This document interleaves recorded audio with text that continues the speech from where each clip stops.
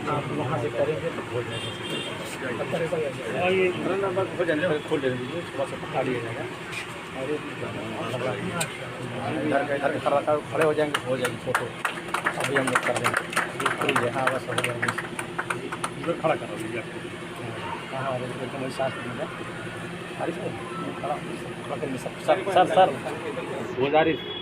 Sir वहीं कर दो आप सर सर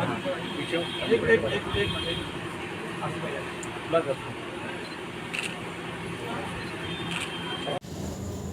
मुस्लिम पर्सनल लॉ बोर्ड के सदस्य व इस्लामिक सेंटर ऑफ इंडिया के चेयरमैन मौलाना खालिद रशीद फिरंगी महली ने शनिवार को घासी कटरा स्थित मोहम्मद हामिद अली हॉल का लोकार्पण किया। इस अवसर पर उन्होंने संबोधित करते हुए कहा कि मोहम्मद हामिद अली एजुकेशनल ट्रस्ट के तमाम जिम्मेदारान का जिन्होंने इस खूबसूरत तकरीब का इनेकाद किया है और उसी के साथ साथ जो आपने जिस खूबसूरती के से इस्तकबाल किया और जो मोमेंटो पेश किया है और जितना खूबसूरत मोमेंटो पेश किया है और उसमें जो कुछ भी आपने तहरीर फरमाया है, हम उन तमाम चीज़ों के लिए, उन तमाम बातों के लिए आप हजरात के दिल की गहराइयों से आपका शुक्रिया अदा करते हैं। आज जिस हॉल का अभी इफ्तिताह अमल में आया है और जिस नामी से इसको मंसूब किया गया है, मेरी मुराद जनाब हामिद चचा से है, जो कि इस शहर की एक अजीम शख्सियत है। और जैसा कि अभी डॉक्टर साहब ने फरमाया कि आपको इल्म से खुसूसी लगाव और गहरी दिलचस्पी थी और आपके वो इल्म से कितनी गहरी दिलचस्पी थी इसका अंदाज़ा जो ये बोर्ड लगा हुआ है जिसमें आपके मज़ामीन को ब्रीफली डिस्क्राइब किया गया है, उससे बखूबी अंदाज़ा होता है। हामिद चचा से मेरे वालिद मोहतरम अल्लाह ताला दोनों की मग़फ़िरत फरमाए, अल्लाह ताला दोनों को करवट करवट जन्नत अता फरमाए, अल्लाह ताला दोनों हज़रात को जन्नतुल फिरदौस में जगह दे।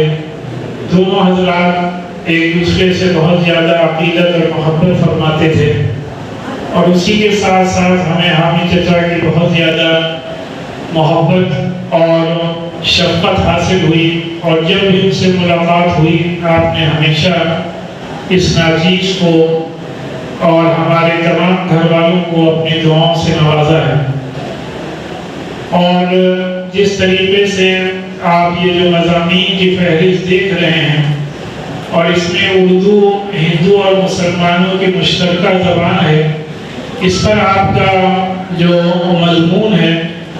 वो इस बात का शाहिद है कि किस तरीके की ये मज़मून कोई गोरखपुर की इल्मी शख्सियत ही तहरीर कर सकती थी,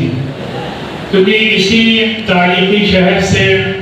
फिराक गोरखपुरी निकलते हैं जिन्होंने कि इस शहर का नाम पूरे मुल्क में नहीं बल्कि पूरी दुनिया में रोशन किया। और फिराक गोरखपुरी ने इस बात को साबित किया कि उर्दू ज़बान किसी एक मज़हब के मानने वालों की ज़बान नहीं है बल्कि खालिसतन हिंदुस्तान की ज़बान है। इसी तरीके से आपके इस शहर में मुंशी प्रेमचंद को इस शहर से बहुत ज़्यादा लगाव था और जिस तरीके से यहाँ के नॉर्मल स्कूल में वो टीचर थे और नॉर्मल स्कूल ही के पास में जो ईदगाह थी उसी गोरखपुर की ईदगाह को सामने रख करके उन्होंने जो ईदगाह के नाम से, हामिद के नाम से जो कहानी लिखी वो पूरे मुल्क में बहुत ज़्यादा मशहूर हुई और आज भी स्कूलों में जो ईदगाह के नाम से ये कहानी पढ़ाई जाती है बच्चे उसको बहुत ही ज़्यादा दिलचस्पी से पढ़ते हैं। लेकिन इस बात का इल्म हम समझते हैं कि कम लोगों को है कि उस ईदगाह का ताल्लुक कहीं ना कहीं आपके इसी शहर गोरखपुर से रहा है। इसी तरीके से अगर आप देखें तो इस शहर की, इस मुल्क की आज़ादी में बहुत गला कदर खिदमत रही हैं اور ہمارے نوجوانوں کو جو ینگ جنریشن ہے اس کو کم سے کم اس بات کا علم ہونا چاہیے کہ ہمارے بزرگوں کی اس ملک کے لیے کیا خدمات رہی ہیں، ہم جس علاقے میں جس شہر میں بستے ہیں اس کی کیا تاریخ رہی ہے، جس سے کہ ہم اس کی صحیح ترجمانی دوسروں کے سامنے کر سکیں۔ آپ کے اسی شہر میں کیا گیا ہے کہ وہ تحریک آزادی کا ایک بہت اہم باب تھا اور تحریک آزادی کا ایک ٹرننگ پوائنٹ تھا، جس کے بعد کہ مہاتما گاندھی نے نان کوآپریشن موومنٹ کو واپس لیا اور کوئٹ انڈیا موومنٹ کے تحت اسی شہر میں بڑا واقعہ پیش آیا، جس کے نتیجے میں یہاں پہ شہید اسمارک تعمیر کیا گیا اور آج بھی موجود ہے۔ یہی گورکھپور ہی میں جواہر لال نہرو پر کیس چلا اور ان کو 4 سال کی سزا سنائی گئی۔ بہرحال کیونکہ اس سال ہمارا ملک آزادی کے 75 سال منا رہا ہے، لہذا ہمیں سمجھتے ہیں کہ اہل گورکھپور کو اس میں اور بھی زیادہ بڑھ چڑھ کر کے حصہ لینا چاہیے۔ اسی کے ساتھ ساتھ ہمارے حارث بھائی نے اور ان کے تمام ساتھیوں نے جو یہاں پہ ایک ادارہ قائم کیا ہے جس میں بچیوں کی تعلیم اور ان کی تربیت کا خصوصی انتظام کیا گیا ہے، یہ در حقیقت ان لوگوں کو جواب ہے جو لوگ یہ کہتے ہیں کہ مسلمان لڑکیوں کی تعلیم کی طرف توجہ نہیں کرتا۔ سوشل میڈیا کا دور ہے، نوجوانوں کو چاہیے کہ سوشل میڈیا پر جو اپنا وقت ضائع کرتے ہیں، اسی سوشل میڈیا کے میڈیم کو استعمال کرتے ہوئے اس کو پازیٹیولی اگر اس کا استعمال کیا جائے تو جو صحیح باتیں ہیں وہ ہم اپنے برادران وطن تک پہنچانے میں کامیاب ہو سکتے ہیں۔ نبی پاک صلی اللہ علیہ وسلم کا کے جو ارشادات ہیں بچیوں کی تعلیم سے متعلق کہ اگر کسی بھی شخص نے اپنے بہن کو یا بیٹی کو اچھی تعلیم دی، اس کا نکاح اچھی طرح کیا تو اللہ تبارک و تعالیٰ اس کو جنت میں لگا دے گا۔ اسی طریقے سے ام المؤمنین حضرت عائشہ صدیقہ رضی اللہ تعالیٰ عنہ کا علم کے میدان میں کیا مقام تھا، کتنی سینکڑوں احادیث حضرت عائشہ سے روایت کی گئی ہیں۔ یہ تمام باتیں اگر ہم لوگ سوشل میڈیا کے ذریعے سے لوگوں تک پہنچائیں تو ہم یہ سمجھتے ہیں کہ لوگوں کے ذہنوں میں جو غلط فہمیاں ہیں وہ دور ہو سکتی ہیں۔ میرے عزیز بھائیو دوستوں، ہمارے یہاں بڑے اور بزرگ ہمیشہ یہ کہہ رہے ہیں کہ ہمیں قطعی طور پر بھی نا امیدی میں مبتلا نہیں ہونا چاہیے۔ یہ ہمارا ملک ہے، اس ملک کی آزادی میں ہمارے آباء و اجداد نے اپنا سب کچھ قربان کیا ہے اور ملک کی تعمیر و ترقی میں بھی ہمارا برابر کا حصہ رہا ہے۔ زیادہ تفصیل میں جانے کی ضرورت نہیں ہے، لیکن ہم یہ بات ضرور کہنا چاہتے ہیں کہ ہمارے نوجوانوں کو، ینگسٹرز کو اس بات کے لیے پوری طریقے سے مطمئن رہنا چاہیے کہ اس ملک میں ہمارا اتنا ہی حصہ ہے جتنا کسی بھی دوسرے کا حصہ ہے۔ اس ملک کا جب تک آئین، کانسٹیٹیوشن اور سمویدھان موجود ہے، ہم سے ہمارے اختیارات کو کوئی چھین نہیں سکتا۔ آپ سب کو معلوم ہے کہ کانسٹیٹیوشن کا آرٹیکل 25 بھی موجود ہے، 30 بھی موجود ہے۔ آرٹیکل 25 میں جس طریقے سے فریڈم آف ریلیجن کی بات کہی گئی ہے کہ all citizens are free to profess and practice and propagate religion of their choice، تو جب تک یہ آرٹیکل موجود ہے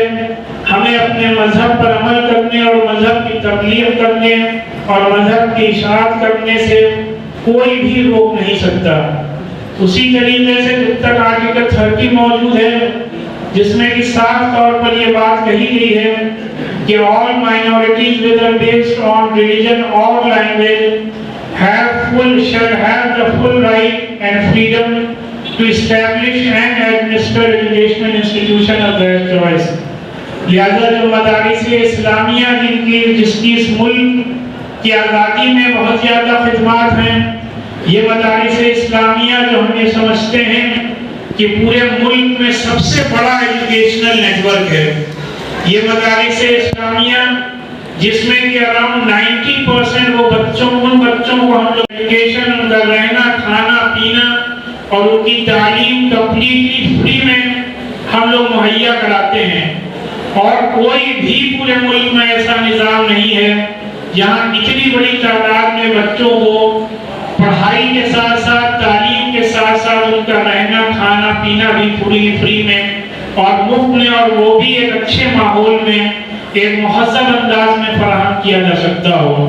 اور پوری ذمہ داری کے ساتھ میں یہ بات عرض کرنا چاہتا ہوں کہ مدارس اسلامیہ کا واحد ایجوکیشنل نیٹورک اس ملک میں ہے جو کہ 100% 100% امپلائمنٹ ریشیو دیتا ہے. کوئی بھی مدرسے سے نکلا ہوا بچہ الا ماشاءاللہ آپ کو ان امپلائڈ اور بے روزگار نہیں ملے گا، جبکہ باقی جو 97% بچے ہیں جو اسکول کالج اور یونیورسٹیز میں جاتے ہیں وہ جب وہاں سے پڑھ کے نکلتے ہیں تو کتنے پرسنٹ لوگوں کو نوکریاں اور امپلائمنٹ ملتی ہے، یہ ہمارے اور آپ کے سامنے ہے. میرے عزیز بھائیو دوستو، ابھی ڈاکٹر صاحب نے اور محمد خالد صاحب نے جس بات کی طرف اشارہ کیا ہے وہ وہی بات ہے جس کو کہ اللہ نے قرآن میں بار بار ارشاد فرمایا ہے. اللہ نے اپنی مقدس کتاب میں 1000 آیات سے زیادہ اللہ تعالیٰ نے اپنے مقدس کتاب میں علم اور علم کی اہمیت پر روشنی ڈالی ہے. ہمارے آقا سید المرسلین احمد مصطفیٰ محمد مصطفیٰ صلی اللہ علیہ وسلم نے اپنے ارشادات کے ذریعے سے بھی اور اپنے عمل کے ذریعے سے بھی ہمیں اور آپ کو یہی پیغام دیا ہے کہ چاہے ہم دنیا کے کسی بھی حصے، کسی بھی خطے، کسی بھی ملک میں رہیں، اگر ہم چاہتے ہیں کہ ہم اس ملک میں باعزت زندگی گزاریں، اگر ہم چاہتے ہیں کہ ہماری آنے والی نسلیں اس ملک میں باوقار زندگی گزاریں، اگر ہم چاہتے ہیں کہ ہم اس ملک میں ایک باوقار انداز میں جئیں، اگر ہم یہ چاہتے ہیں کہ ہمارے ملک کے آئین، ہمارے ملک کے سنویدھان، ہمارے ملک کے کانسٹیٹیوشن نے جو ہمیں اختیارات اور حقوق دیے ہیں وہ ہمیں حاصل ہوں، اور اگر ہم یہ چاہتے ہیں کہ ملک کی حکومتوں میں، ملک کے انتظامیہ میں، ملک کے ایڈمنسٹریشن میں، ملک کے ڈیسیژن میکنگ پروسیس میں، ملک کے وسائل میں، ملک کے ریسورسز میں، ملک کے عدلیہ میں ہمارا بھی برابر کا حصہ ہو، تو اس کا جو واحد راستہ ہے وہ صرف اور صرف یہی راستہ ہے کہ ہم اس بات کا تہیہ اور عزم کر لیں کہ ہم ہر حال میں اپنے بچوں کو اعلیٰ سے اعلیٰ تعلیم کے لیول سے راستہ کریں گے. اللہ تبارک و تعالیٰ نے جن حضرات کو اتنا نوازا ہے کہ وہ اپنے بچوں کو اعلیٰ تعلیم دے سکتے ہیں، تو اسی کے ساتھ ساتھ اگر ہم سب لوگ صرف اور صرف ایک غریب بچے کو اسپانسر کر دیں تعلیم کے لیے اپنے پڑوس میں، اپنے محلے میں، یا اپنے یہاں جو لوگ کام کرتے ہیں ان کے بچوں کو، تو آئندہ آنے والے 20 سالوں میں ایک بڑا انقلاب برپا ہو سکتا ہے. آپ دیکھیں کہ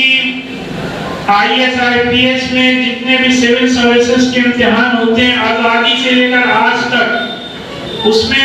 IAS میں 3% سے زیادہ ریشیو اور پرسنٹیج سلیکشن میں کبھی بڑھ نہیں رہی. کبھی 2.5% ہو جاتی ہے، کبھی 3 اور کبھی 3.25. IPS میں یہ فگر 2 سے لے کر کے اور 4 کے درمیان ریوالو کیا کرتا ہے. اس کی وجہ یہ نہیں ہے کہ ہمارے ساتھ کوئی تعصب بڑھتا جا رہا ہے، بلکہ اس کی وجہ صرف اور صرف یہ ہے کہ ہمارے بچے ان کمپٹیٹیو ایگزامز میں آلریڈی بہت کم بیٹھ رہے ہیں، اور اس کے باوجود بھی اگر 3% کا سلیکشن ہو رہا ہے تو یہ اللہ کا ایک معجزہ ہے. آرمی میں ہم اپنے بچوں کو بھیجنے سے کتراتے ہیں، دوسرے گورنمنٹ جابز میں ہم اپنے بچوں کو بیٹھانے سے کتراتے ہیں. اس کی کیا وجہ ہے؟ اس کے لیے ہمیں اپنا محاسبہ کرنا چاہیے، ہمیں اپنا انٹروسپیکشن کرنا چاہیے. ہمارے نوجوانوں کو اپنے شاندار ماضی پر نظر کرنے کی ضرورت ہے. ہمارے نوجوانوں کو تعلیم کے اوراق پلٹنے کی ضرورت ہے. جب آپ تعلیم کے اوراق پلٹیں گے تو آپ کے اندر ایک خود اعتمادی پیدا ہوگی، ایک سیلف کانفیڈنس پیدا ہوگی. اس زمانے میں جبکہ یورپ اور امریکہ ڈارک ایجز سے گزر رہے تھے، تو عالم اسلام نے دنیا کو سائنس اور ٹیکنالوجی کا تحفہ دیا۔ جب ہم اور آپ پلٹیں گے تو آپ دیکھیں گے کہ میڈیسن کا تحفہ دینے والا ایک مسلمان اور ایک حافظ قرآن ابن سینا گزرا۔ اس نے ایک مدرسے میں تعلیم حاصل کی، قرآن کو حفظ کیا۔ قرآن کو حفظ کرنے کے بعد اس نے قرآن کی آیات پر ریسرچ اور تحقیق کی۔ اللہ قرآن میں جو بار بار ارشاد فرما رہا ہے کہ ہم نے یہ کائنات بنائی ہے، اس پر تم غور و خوض کرو، اس پر تم ریسرچ اور تحقیق کرو۔ تو جب ابن سینا نے اللہ کی کائنات پر ریسرچ اور تحقیق کی تو اس نے ایک کتاب کینن آف میڈیسن کے نام سے لکھی، قانون فی الطب کے نام سے لکھی، جس کو کہ دنیا کی تمام زبانوں میں اس کا ترجمہ کرایا گیا۔ انسائکلوپیڈیا بریٹانیکا میں لکھا گیا کہ canon of medicine is the most important textbook of medicine, اور ابن سینا کو فادر آف میڈیسن کے نام سے جانا گیا۔ اسی طریقے سے جب آپ تاریخ کے اوراق پلٹتے ہیں تو آپ دیکھتے ہیں کہ ایک اور عالم دین ابو القاسم الزہراوی کے نام سے کھڑا ہوتا ہے۔ وہ قرآن مجید کی آیات پر تحقیق کرتا ہے اور دنیا کو سرجری کا تحفہ دیتا ہے، اور اس کو آج دنیا فادر آف سرجری کے نام سے جانتی ہے۔ اسی طریقے سے ایک اور مومن کھڑا ہوتا ہے، وہ ریسرچ اور تحقیق کے میدان میں قدم رکھتا ہے۔ دنیا اس کو جابر ابن حیان کے نام سے جانتی ہے، اور اس کو فادر آف کیمسٹری کے لقب سے دنیا نے یاد کیا۔ آج بھی وہی اللہ ہے، وہی قرآن ہے، وہی احادیث کا ذخیرہ ہے، بلکہ یہ تمام چیزیں اور بھی آرگنائز فارم میں ہمارے اور آپ کے پاس موجود ہیں۔ بڑے سے بڑے اسکول، کالج، یونیورسٹیز ہمارے اور آپ کے ملک میں موجود ہیں۔ بڑی بڑی تنظیمیں اسکالرشپ دینے کے لیے تیار ہیں۔ اگر کوئی بھی مسلمان بچہ یا کوئی بھی مسلمان والدین یہ کہیں کہ پیسے کی وجہ سے ہم اپنے بچے کو اعلیٰ تعلیم نہیں دے پائے، تو یہ صرف اور صرف بہانے بازی ہے اور کچھ نہیں۔ ابھی آپ دیکھیں کہ ساؤتھ میں ایک شخص ڈاکٹر عبد القدیر کے نام سے کھڑا ہوتا ہے، اور اس نے اپنے شاہین انسٹیٹیوشن کے نام سے ادارہ قائم کرتا ہے، اور حافظ قرآن بچوں کو وہ اپنے یہاں داخلہ کراتے ہیں۔ 6 مہینے صرف ہم لوگ ان کو انگلش، میتھس اور سائنس کی تعلیم دینے کے بعد ان حافظ بچوں کو ڈائریکٹ 9th میں ان کا ایڈمیشن کر لیتے ہیں۔ پھر وہ بچے جنرل اسکول کے بچوں کے ساتھ تعلیم حاصل کرتے ہیں۔ 9th 10th 11th 12th کے دوران ان بچوں کو نیٹ کی تعلیم دی جاتی ہے، اور ابھی پرسوں جو رزلٹ آیا ہے اس میں 22 حافظ قرآن بچوں کا نیٹ میں سلیکشن ہوتا ہے، اور وہ بھی ان کو اتنے ہائی پرسنٹیج آتا ہے، اتنے اچھے مارکس آتے ہیں کہ ان کو گورنمنٹ کالج ملنے سے کوئی بھی طاقت اور قوت روک نہیں سکتی۔ آج کے زمانے میں 22 حافظ قرآن بچوں کا سلیکشن نیٹ میں ہونا، یعنی کہ 5 سال بعد یہ بچے انشاءاللہ MBBS کر کے صحیح طور پر ملک اور قوم کی خدمت کریں گے۔ یہ ایک ایسا اللہ کا معجزہ ہے، اور ہمارے اور آپ کے سامنے ایک ایسا سبق ہے کہ اگر ہم صحیح طور پر صحیح ڈائریکشن میں اپنے بچوں کی رہنمائی کریں تو آج بھی تعمیر و ترقی کی راہیں کوئی بھی حکومت، کوئی بھی انتظامیہ مسلمانوں کے لیے روک نہیں رہی ہے۔ آخری بات یہ ہے کہ اس قسم کی تقریبات کا جب بھی انعقاد کیا جاتا ہے،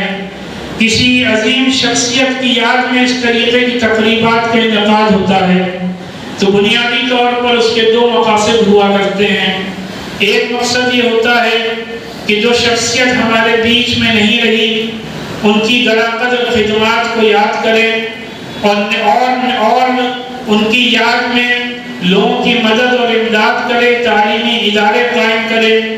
جس سے کہ جو شخصیت اس دنیا سے رخصت ہو چکی ہے اس کا اجر و ثواب انہیں ملے۔ اور پھر حدیث میں بھی آتا ہے کہ میرے آقا نبی پاک صلی اللہ علیہ وسلم نے ارشاد فرمایا کہ جب ایک شخص اس دنیا سے رخصت ہو جاتا ہے تو اس کے رہتا ہے سوائے 3 چیزوں کے، ایک وہ صدقہ جاریہ جو کہ جاری ہو، جس سے لوگ فائدہ اٹھا رہے ہوں، دوسرا وہ علم جس سے دوسرے لوگ فائدہ اٹھا رہے ہوں، اور تیسرے وہ اولاد جو اس کے لیے مغفرت کی دعا کرے۔ تو یقینی طور پر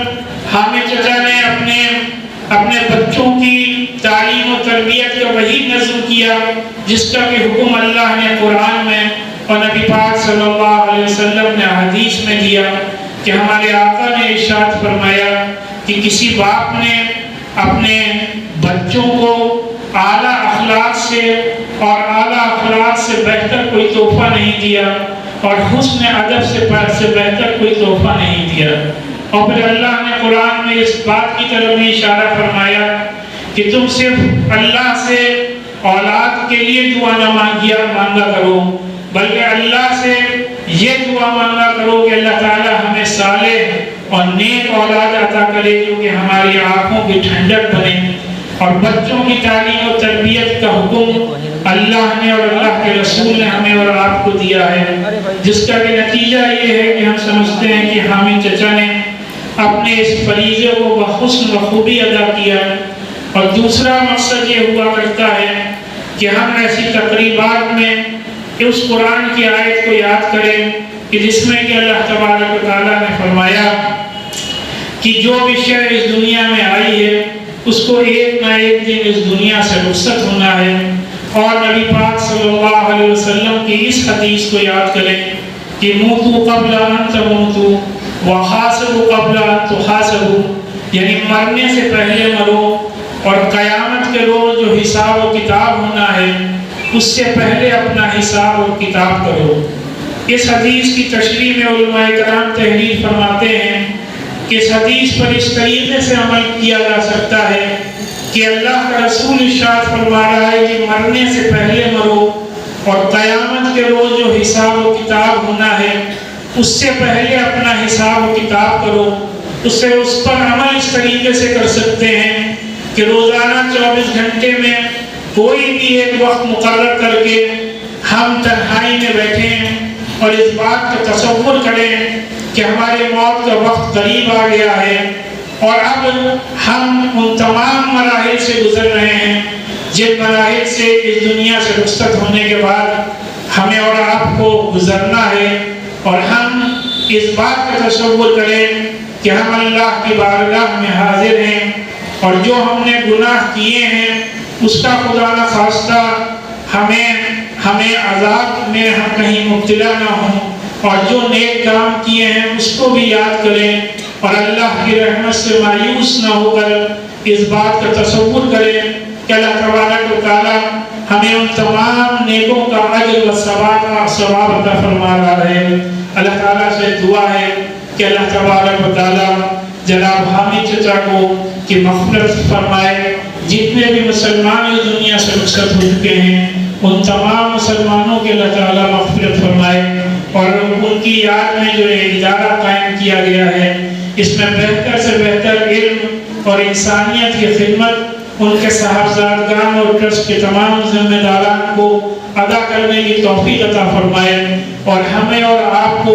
پورے ایمان اور یقین اور وقار کے ساتھ اپنے اس عظیم و شان ملک میں زندگی گزارنے کی توفیق عطا فرمائے، اور ہمارا اور آپ کا تمام مسلمانوں کا خاتمہ اللہ تبارک و تعالیٰ ایمان پر فرمائے۔ وآخر دعوانا الحمدللہ رب العالمین۔